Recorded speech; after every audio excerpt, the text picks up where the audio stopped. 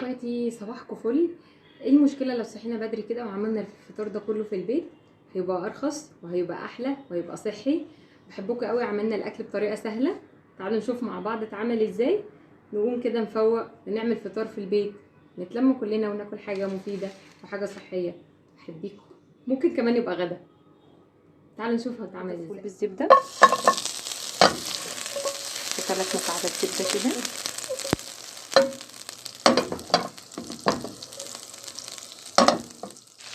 حطينا الفول كده في الزبده،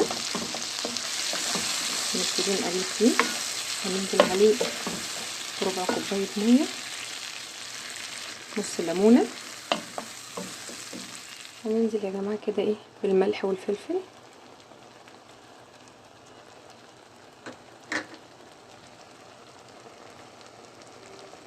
طعميه جايبينها من عند بتاع فول الطعميه. هننزل عليها بالدقه بتاعتي حبه كده. وهنا ناخد ايه، بسم الله، بيضه كده.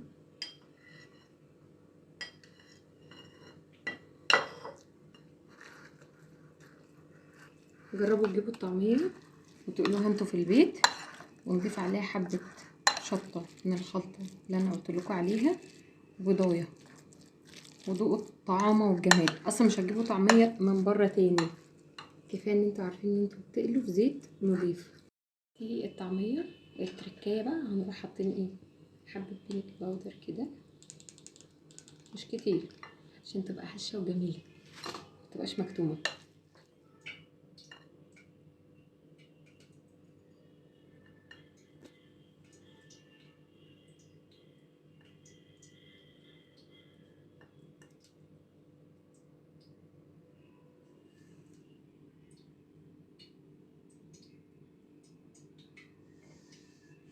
دي الناس اللي عايزه تعمل طماطم محشيه.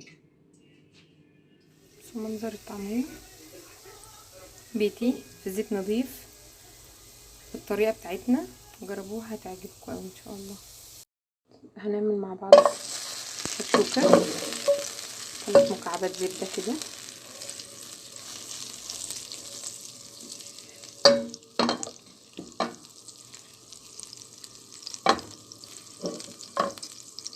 الزبده متستحملش اصلا على النار كتير.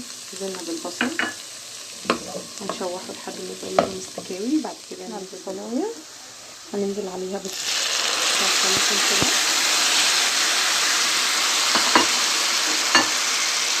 هنحط حبايه ماجي ونسيبها ايه تتسبك.